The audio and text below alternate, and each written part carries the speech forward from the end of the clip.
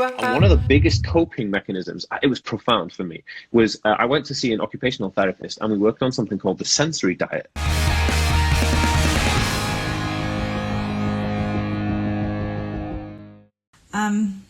So yeah, thank you guys for coming on here today, because I'm interviewing someone really cool, Daniel Jones from TheAspieWorld.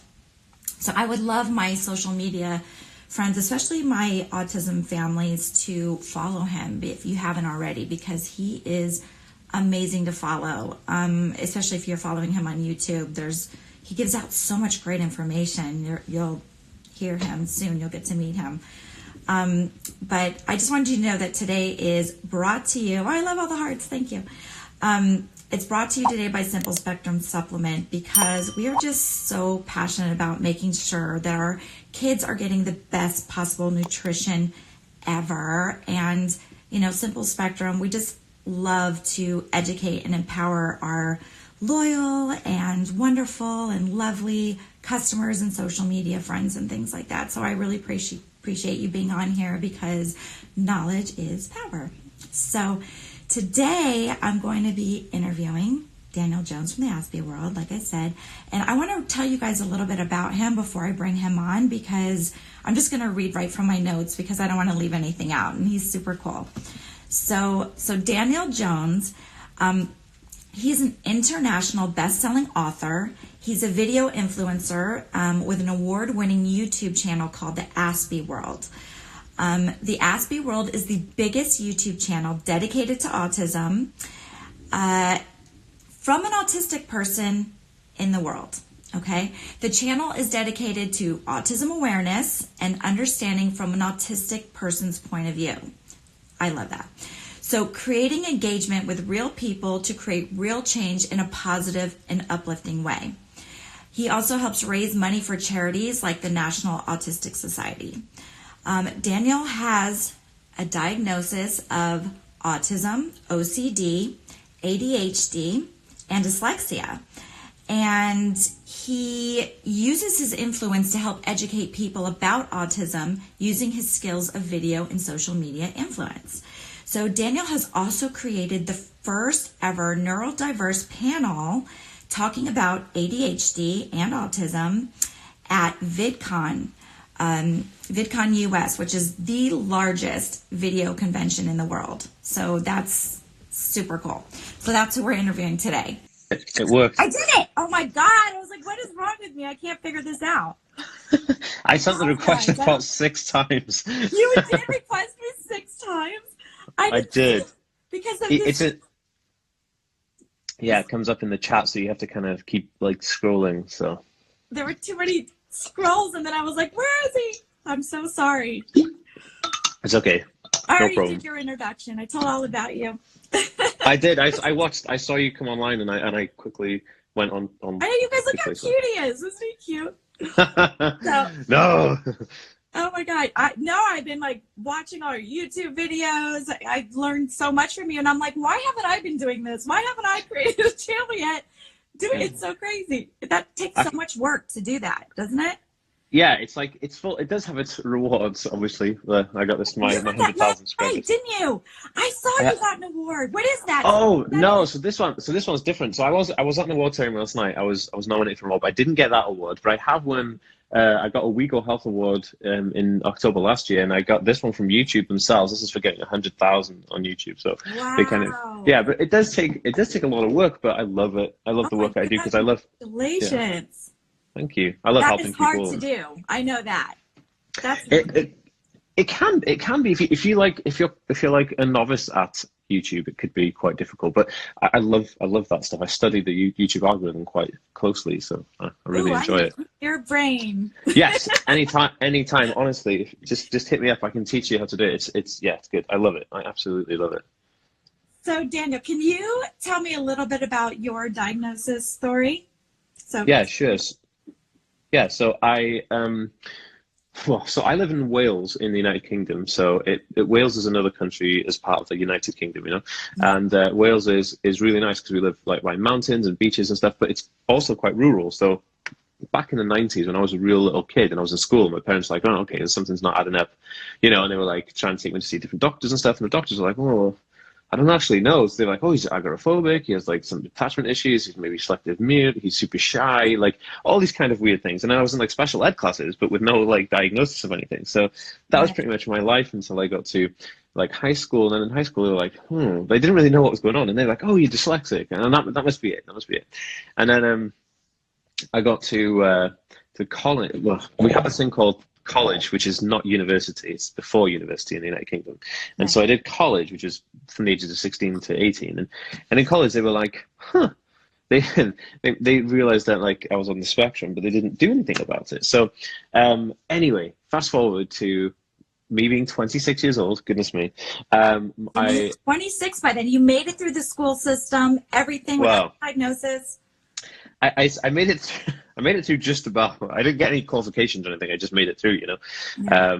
which was horrendous. But and it wasn't good. But then my girlfriend's mother is a mental health nurse, and she was like, "Oh, is your boyfriend on the spectrum?" And she was like, "No, I have no idea." And then she said, so she asked me. I was like, "I don't know. I knew nothing about it." And then so I was like, "I have no idea." Like, what And does then that mean on the spectrum? Yeah. yeah, I was like, oh, and then so a woman, I was doing an access to science course because I did a degree in chemistry, but to do that, because I had no qualifications from school, I had to kind of build up some credits in a local technical college. So I was doing that, and then this woman that I made friends with, who's now one of my good friends, she was her son's got Asperger's syndrome, and she was like, "Hey, have you got Asperger's as well?" I was like, "No." And then she was like, "Are you sure?" I was like, "Well, I don't know." And then anyway, so that led me to go down to get a referral from my doctor, and then I went to a specialist, and then we get around to it, and then I got they diagnosed me with Asperger's syndrome in June of 2013. So I was 26 years old when I got that diagnosis, and that was kind of bizarre, that hit me like a whoa, what is this? And it was just crazy. Did it give you like, were you upset, or did it give you relief? Like, oh, now everything makes sense. Yeah, it gave me like an aha moment, because it was like, oh, and it was funny because my girlfriend, she tweeted out saying like, is it weird that my boyfriend reminds me, the guys on the Big Bang Theory remind me of my boyfriend, because I was like, super nerdy and stuff. And then it was really funny because then afterwards we were like, oh man, it makes so much sense, and then like, you see it and then you relate to those people, and then it becomes not this big mystery, because, growing up and not having official diagnosis, you're like, what the heck is going on, and then you feel a bit like, you feel very disconnected from the world, when you don't have any kind of proper insight to what's going on. So yeah, it was profound in its integrity. Yeah, you're like, wow, now everything makes sense. Now, your brain works a little differently, and you just, obviously you're a very intelligent guy, doing, accomplishing everything you've accomplished and everything. So I hope you didn't feel like you weren't growing up. Well, I felt inferior when I was growing up, of course, because, no qualifications. I couldn't read or write that well. I still can't, but, it makes no difference. If you think about it, don't all kids growing up, even the neurotypical kids, they all feel awkward and quirky themselves. I feel like everybody does that. Feels like that, right? Like, yeah, it does. But then, like your friends are like, hey, I got girlfriends, we're going to parties. And I'm like, what? Like, how are they doing this? How they, so it was kind of like, it was a bit different because I was. You got one now, don't you? I did. But, but and it did change as I got older and became more manly, it definitely got a bit easier to find girls. But at the time, it was very difficult. All my friends were dating and stuff. It was just like, oh. But yeah, it was difficult, but I think, I think that the cool thing about it for me though is because my parents put me into mainstream school, which was horrific. It was like, oh, every day I felt like super stressed and anxious and stuff. It was horrible, and because of the stress, it intensified the length of time that it felt I was there for. So it was just horrendous. I felt like a million years I was in this like awkward like. So, but the cool thing about it was I learned all kinds of crazy like workarounds because I had to kind of keep up with the crowd. It was so difficult, but yeah, and I feel like I gained from it. That's awesome. Well, what kind of tips would you give parents for,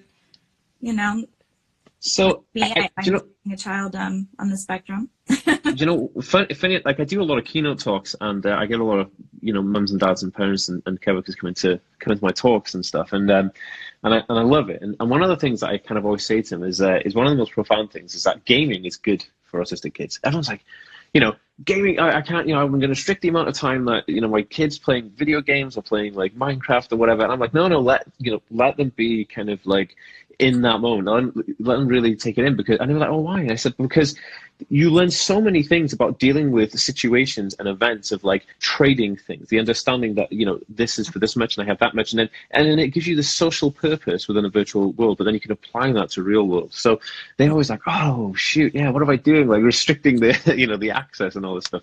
Yeah. So that is number one.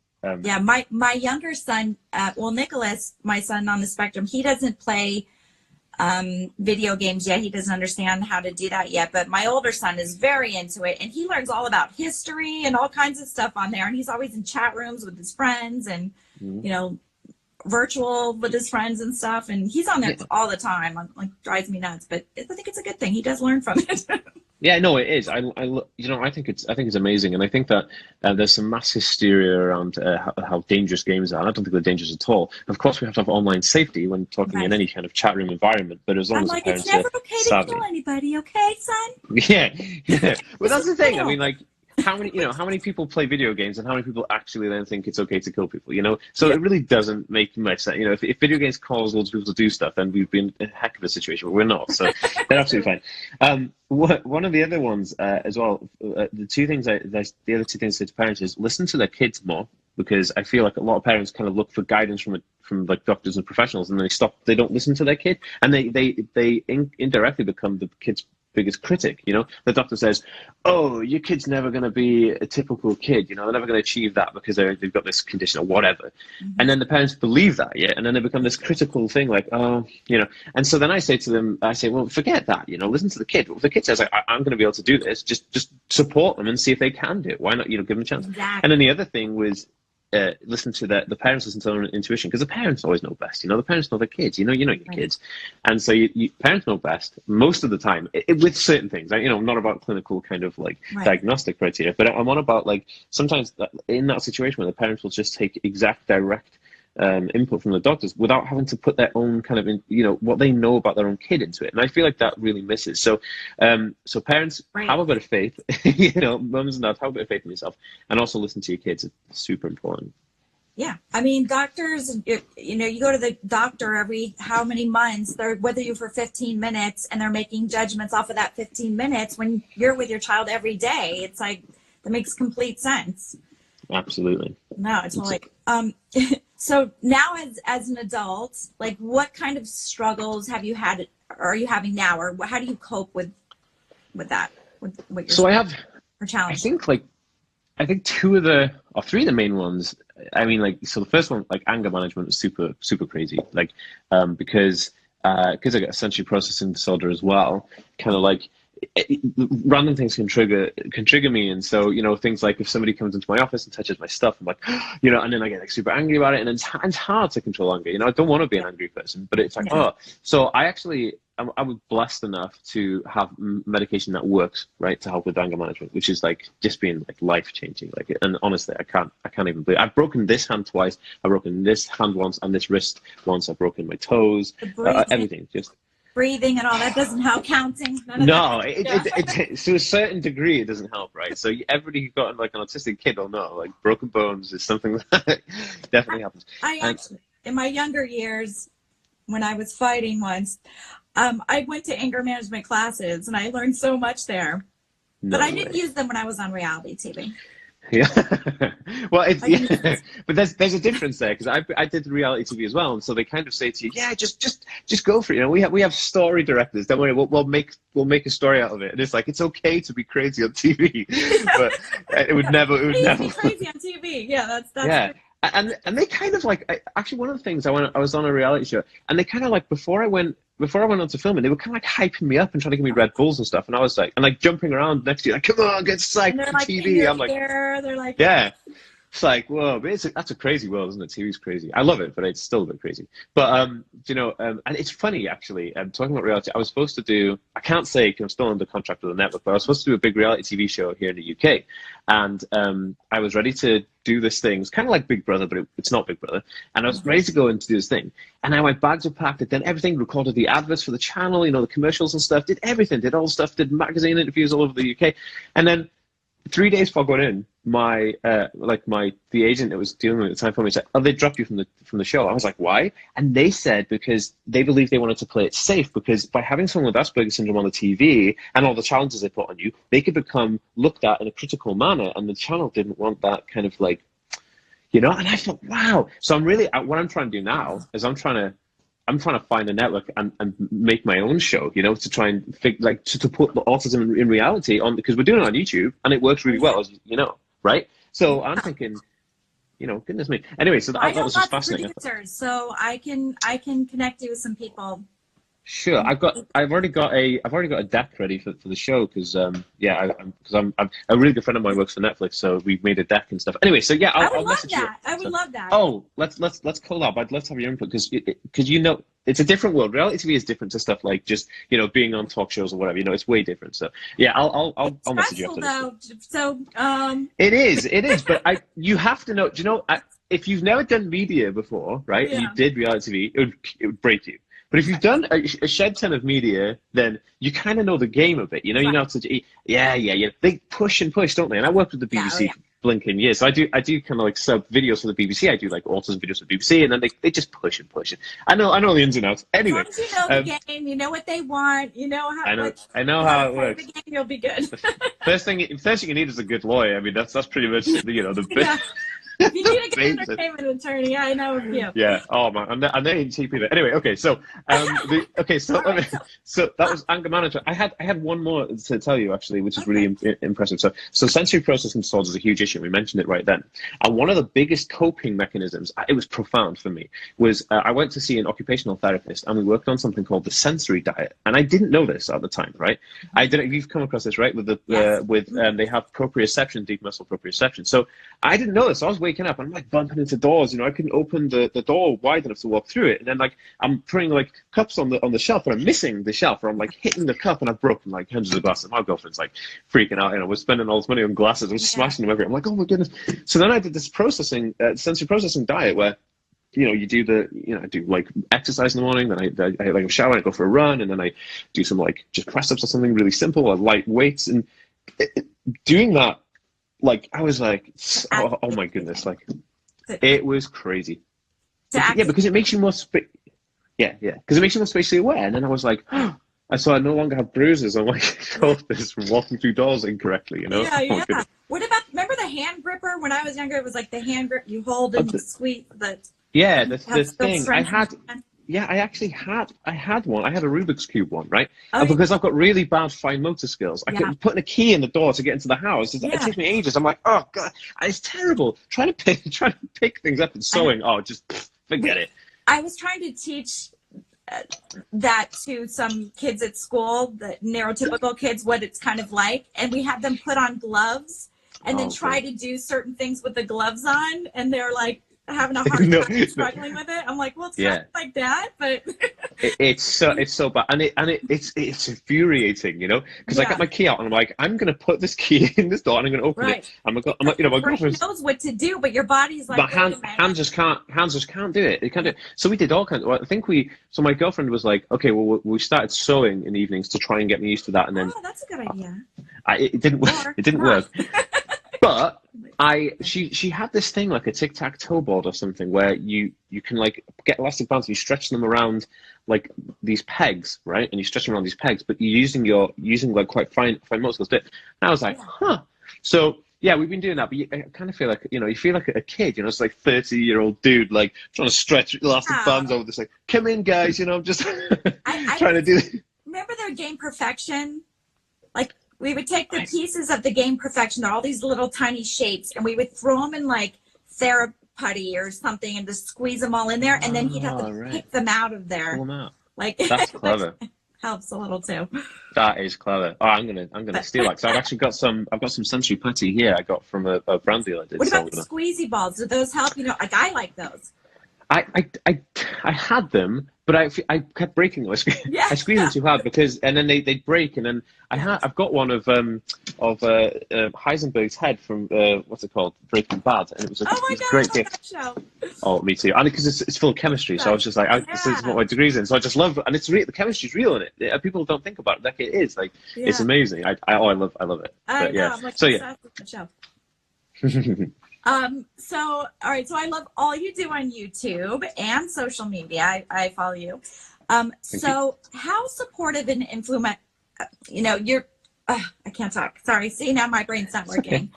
So it's like 9 a.m. I mean, I love that you're so supportive of families that are going through this, and you're teaching families, coming from your mind, from your personal experience. And I've just learned a lot from you, like even like your, like the touch apps, like great. I tweeted today one of your videos that was about the best app, because people always ask me, what are the best apps for, I did a non-verbal one recently. Kids and stuff. I added one to that because Nick uses touch chat, but the ones that you named were amazing. Yeah, there's probably to go. Those are really good. But how did you get into this? What made you start a YouTube channel, and how did you get into this? And I'm so glad you did.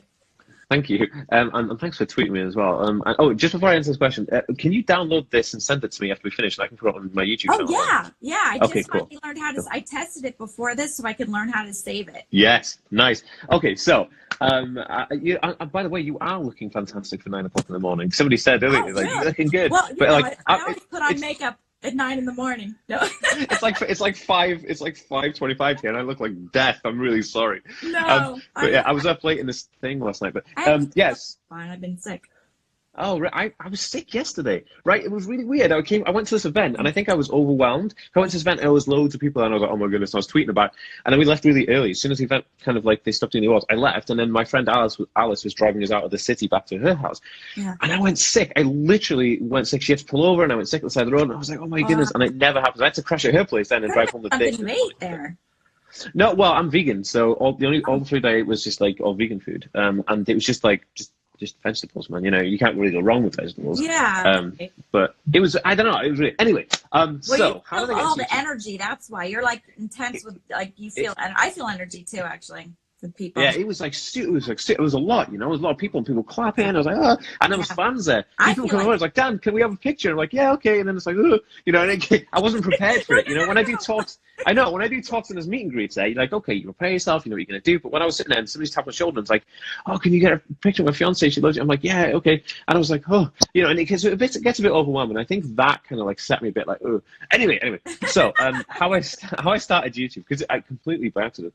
I watched as soon as I got my diagnosis, I knew nothing about Asperger's. I had an Asperger's syndrome into YouTube, and I'd always been a big kind of video digester. And I looked, and all the videos on there were like dudes like, oh, my life sucks because I've got Asperger's, and like it's never gonna get good, and it was just down and rubbish. It was horrible. And then no, right, and it was all dark, and the video quality was pants. It was terrible. And then I was like, I could do a better job than that. So I got my iPad. I actually did a terrible job my first ever video. So I put my iPad up there. I did a video recording 10 kind of like symptoms that I had, and then I put it online. And I just thought, hey, maybe that would help just inspire people, because it was just a video that wasn't intense. It wasn't like depressing. You don't want to watch a video that's going to make you depressed. You want to watch a video that educates you in a nice way. Right. So then I left it, and I didn't do anything about it. And I didn't think anything about YouTube. I never wanted this to be a career. I never thought about it. And then I went back into the account, and thousands of people watched this video, and they were requesting more. And I was like, oh. And I didn't have any equipment. So I just got my iPad, and I made a bunch of videos on an iPad. Wow. And then I uploaded those videos, and people started subscribing. And I was like, what the heck? And then a friend of mine who is a YouTuber, a very successful YouTuber called Benji Travis, and his wife Judy runs a channel called It's Judy's Life. They're like a family vloggers, right? And they got like millions of followers. And he said, yeah, dude, do it. It's amazing. It's cool. You should totally do it, because you've got value to give. And I thought, wow, what if I could actually reach people and help people with like my hacks? Because I've had this years of figuring it out on my own before getting the diagnosis. So maybe that's valuable. And then we're frozen. and then figure out how YouTube worked, and it kind of just snowballed from there, really. And I was in university doing my degree, and then I came out of university, and I won an award from YouTube called Next Up, where they like intensely trained me on how to run a YouTube channel professionally, and then they gave me like $2,000, and I could go out and buy some actual equipment because I had bugger all. And then so I did that. All the equipment. There's so much equipment. Oh my goodness, and you know, and I love it now. Like I like everything, and I've just started this thing as well, because when you have so much equipment and you're like traveling around the world, you lose stuff. So I've had to put like my logo on all my things, so that like, you know, even on my GoPro, mate, it's all about professionalism. Even on my vlog camera on the back, I've got. Oh my god, so cool. Have to do it. But anyway, so that's how I started. Step up my game. Oh, just honestly, hit me up. You can like FaceTime me, and I can give you tips, tricks, the works. At any time. That's great. Cool. So that's how I started. So you just got all the equipment. You're just like, I'm going to help everybody and make them understand. Yeah, I wanted to. And you love doing videos. My son loves doing videos. Maybe he'll start a YouTube channel. He's not verbal. I mean, he can say a lot of things, but he can't have a conversation yet. But he videotapes all the time, and I found out he had a YouTube channel, but it's private. But I don't know how he created it or made it, but it's like all these videos of him around the house doing all these weird things, like taping us when we don't know we're being taped, and like videos. Do you know the DVD player? And you don't need to speak to have a successful YouTube channel. You know, you could just type. You could have like onboard. You know, because 70% of videos are watched without the audio anyway. So he lays his DVDs out, and he'll say like, "This is the front, this is the back, this is the spine, this is the DVD," and then he'll show all his DVD collection. And that's awesome. He shows all kinds of stuff. It's cool. Maybe that'd be interesting if he does that one day. It sounds cute as heck. But I noticed you said you were vegan. So what are your thoughts on nutrition and supplementation? Because I mean, we know you take Simple Spectrum. I do actually. Do I have I do. I have it right here. Like this one's like almost done. I was only a tiny bit in here now. We gotta make more. I know, and I absolutely love it. And the funny thing is, I first tried it in water, and I'm a huge health freak, because I realized that like everybody else on the spectrum, and most people can relate to this, if you live off chicken nuggets and French fries and burgers, because you want those calories, because your brain's going 1,000 miles an hour. Right. That's what you crave, right? And candy and all the sugar, and you're like, just hyped to get the stuff. And having ADHD as well, I was like soda pop king. Then I realized, this isn't good for me. I need to do something healthier, because my key worker, the guy, an ASD development worker who worked with me, was like, yeah, maybe you shouldn't drink alcohol because it interfered with my, and I didn't like it. I only did it so I could actually go to my friends' birthday parties and stuff. But anyway, so then I realized, like how important like supplements were. And I learned all about like different vitamins and stuff, and it's hard to get them all into your diet. You know, if you're not like literally, if you're not like green juicing 6 times a day, how do you get them all in? Right. And so I've had like, you know, I mean, taking a handful of pills and one and blah, blah, blah. And I think it's so important because of the fact that, let's put it this way. If the only thing that a kid with the spectrum can eat is like nuggets and French fries, or just chicken nuggets and like ketchup, then okay, fine. At least they're eating. They're not going to die, right? It's a good thing. Right. A lot of them are picky eaters. Yes. And then, exactly. I'm a terribly picky eater. But then if you can get them the vitamins they need in their diet just through random stuff, like if they like milkshakes, we'll just this honestly when Heather was talking about, I was like, oh my goodness, like this is like, I honestly just couldn't believe it. I was like, of course, what a brilliant idea. Like why didn't I think of this, you know? And then and it was so good. I tried it, and I put it into fruit juice then, right? And it was just, you couldn't taste it in the fruit juice. I put it in water, and I was like, what is this? But then I put it into fruit juice, because I had her on the phone. I was talking to her on the phone, and I said, I put it with water. She said, don't cut it with water, put it with juice. And I love juice, so I put it with juice, and I was like, oh my goodness, it's just right. And I got my girlfriend. I was like, no, you've got to try this. No. Do that, yeah. And it was so good. I don't even try to trick my son. I put it in like aloe vera juice or water, and I just put it in like a big syringe, and I just squirt it into his throat. Yes. Otherwise, he will not take it. Yes. And he's got a good nose. He knows if there's something changed, and then he won't touch it if he recognizes something. So I just literally give it to him like I would medicine. I just put it into his mouth. He swallows. We're done. Like I don't want to deal with it. That's the thing. I think with age, like I would have been exactly the same, you know, if I was a kid.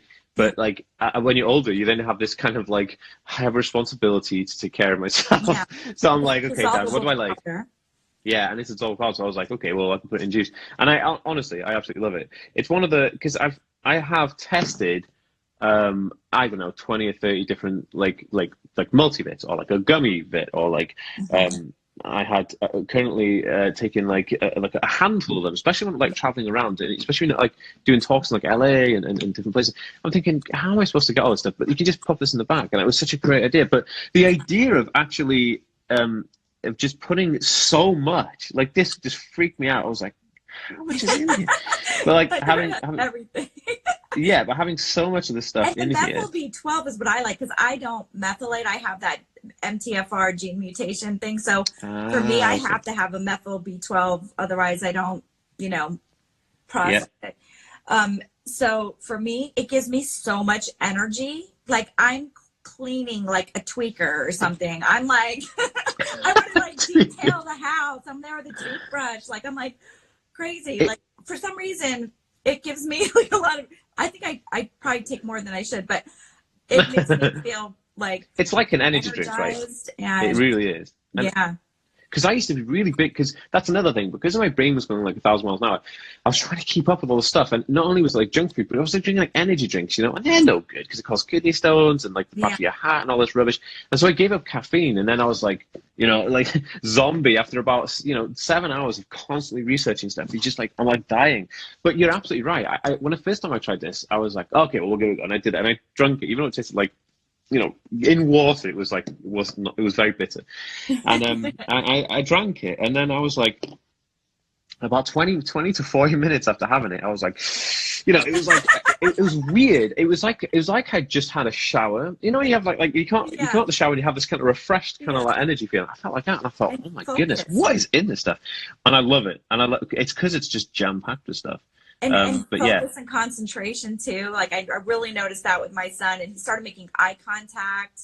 Oh shoot! Yeah, so I love it for that. But that is dope.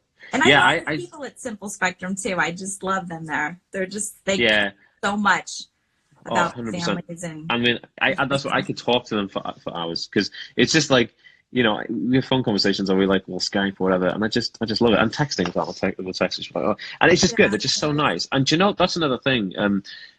When because I get a lot of people asking, hey, can we work together, or hey, can you check this out? And I'm like, maybe. And I always judge on how much people want to help other people, and I know I shouldn't really judge, but I always kind of try to be more ethical in my game, because you don't want to just like advertise tosh, you want to have something that's worth using, something and that you so actually use.